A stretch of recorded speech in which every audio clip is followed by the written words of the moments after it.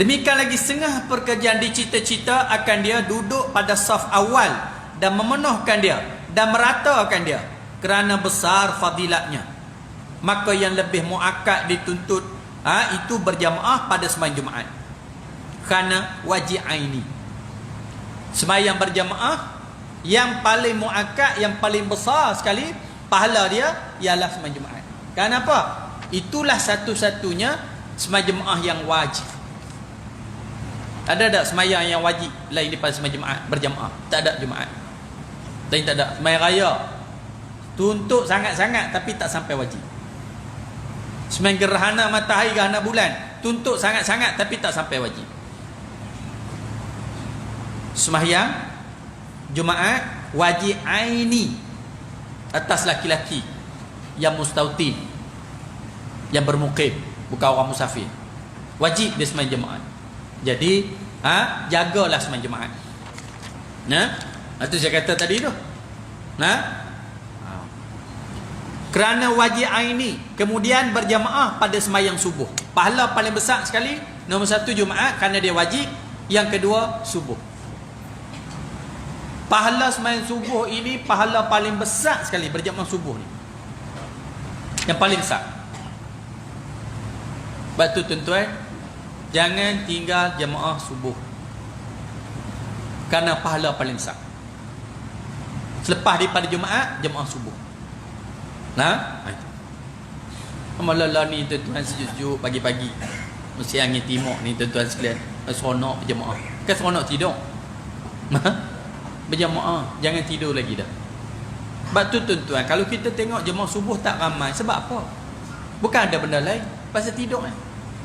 Kalau jemaah lain ni mungkin dia kalau kerja, kan ada hal apa. Subuh-subuh ada apa? Kita takut tuan-tuan sekalian. Kejatuhan kerajaan Islam sejak daripada dulu lagi. Apabila umat Islam dan negara ini, tuan-tuan sekalian, tak berpegang teguh dengan agama, duduk sedap dengan agama, masa itulah kejatuhan kerajaan Islam. Daripada pemimpin-pemimpin dia lalai sampai ke rakyat-rakyat lalai. Bila pemimpin lalai, rakyat lalai, itulah saat kehancuran. Bunyi bang buat tak tahu je. Tapi selagi mana orang Islam berpegang teguh dengan ajaran Islam, ambil berat dengan hukum hakam, jaga sembahyang baik-baik, masjid sentiasa penuh, lebih-lebih lagi subuh, insya-Allah orang Islam sentiasa kuat. Tu orang lain duk kempen sembahyang je subuh seperti mana Jumaat. Kita pun tengok dah tuan-tuan sekalian sekarang. Umat Islam dalam negara kita pun tuan-tuan hilang sedikit demi sedikit, sikit hak kita. Hak kita. Ni ingat. Ini benda bahaya. Sebab tu mula daripada diri kita sendirilah tuan-tuan. Bagilah kesedaran kepada kawan-kawan kita, jiran-jiran kita, masyarakat kita. Jomlah kita jemaah dekat diri dengan Allah Ta'ala. Moga Allah tolong memperkuatkan umat Islam. Kalau tidak, dia terungkai satu lepas satu, lepas satu. Tambahlah ni dalam negara kita ni, setiap minggu ada isu-isu yang menggemparkan. Tak larat kira dah, tuan-tuan pun baca, tuan-tuan pun tahu macam-macam isu. Dengan komunihnya, dengan tulisan Jawinya, dengan cerca tenteranya, macam-macam. Akhirnya sampai menteri letak jawatan. Menteri hak cerdik letak jawatan, tinggal hak bodoh. Semua cerita-cerita dalam negara kita lah ni tuan-tuan, tak ada satu pun cerita yang membanggakan umat Islam, yang mengembirakan umat Islam Melayu. Semua hak sedih. Syarikat-syarikat JLC yang pengarah-pengarah urusan dia orang Islam, ahli lembaga pengarah orang Islam yang gaji mereka banyak, boleh balik bantu orang Islam, dijual syarikat-syarikat ni. Bonus tabung haji mengecewakan, AASN, ASB mengecewakan, apa semua. Hak orang Melayu Islam. Sikit. Ni tuan-tuan sekalian, kita bimbang lah tuan-tuan. Memang bimbang pun. Kerana sejarah menunjukkan, tuan-tuan sekalian, kalau Islam memimpin, orang Islam diajar oleh Nabi kita Muhammad sallallahu alaihi wasallam, dan tentulah berpandu pada ajaran Nabi, antaranya takkan melakukan kezaliman kepada sesiapa. Nabi tunjuk, Nabi tawan kota Mekah, tak berlaku pertumpahan darah, tak berlaku balas dendam. Walaupun di Mekah sebelum itu 7-8 tahun dulu, apa yang mereka tak buat pada Nabi dan para sahabat? Ada yang dibunuh, ada diseksa, dirampas segala harta benda mereka, dipisahkan dengan kaum keluarga mereka, di pulau segalanya. Bila Nabi dapat balik kota Mekah, dapat dengan aman damai, tak berlaku pertumpahan darah. Tapi bila negara umat Islam dijajah oleh musuh Islam, umat Islam dibunuh. Nah ini kita ingat. Yang buat kerja siapa dia? Kita tak boleh tengok lain.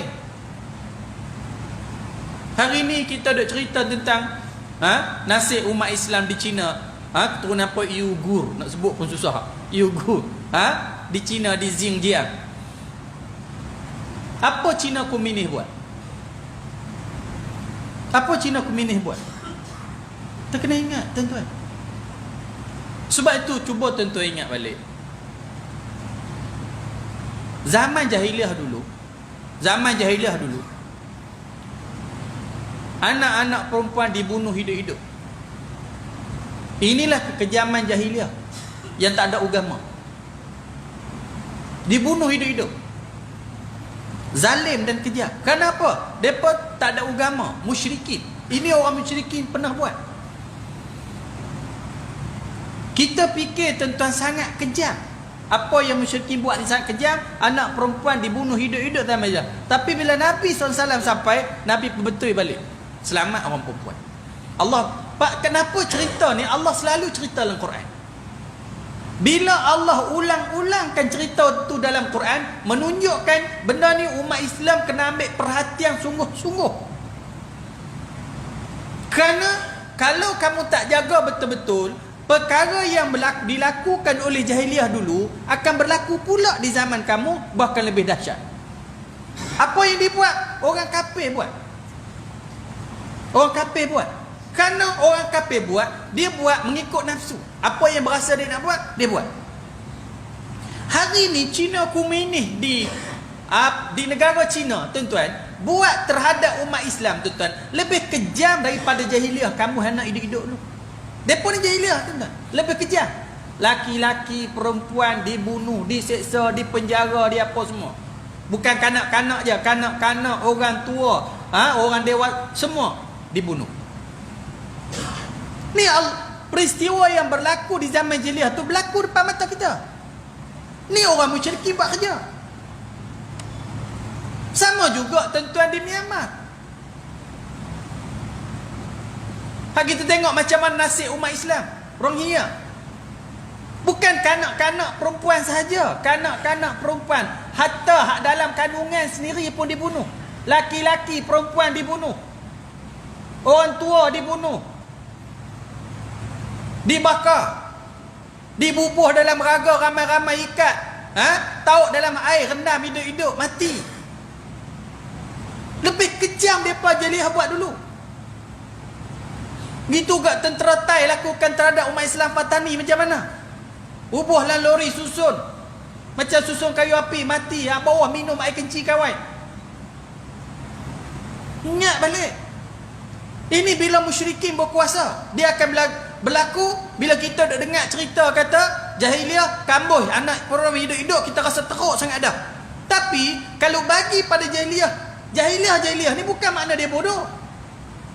Jahiliah ni tak kenal Tuhan, tu nama jahiliah. Bila golongan tak kenal Tuhan, dia buat ikut nafsu.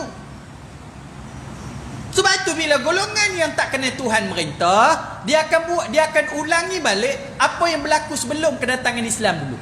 Bahkan lebih dahsyat. Bukan dulu anak perempuan je. Serbia buat terhadap umat Islam, tuan-tuan silan. Anak perempuan, anak laki-laki, tak kira habis.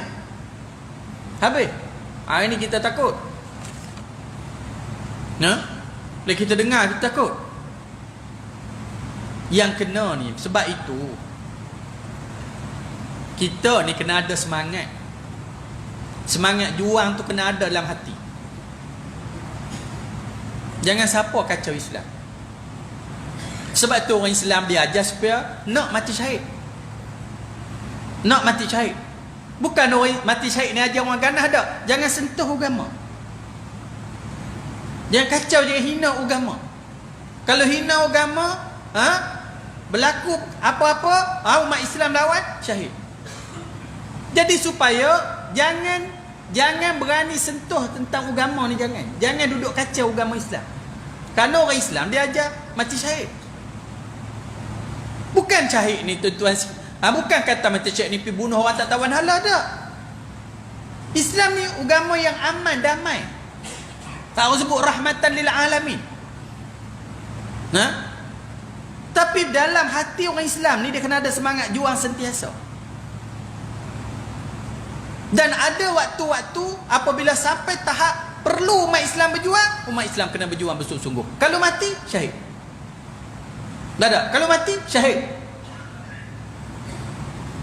Kenapa tuan-tuan? Tengok di zaman dulu.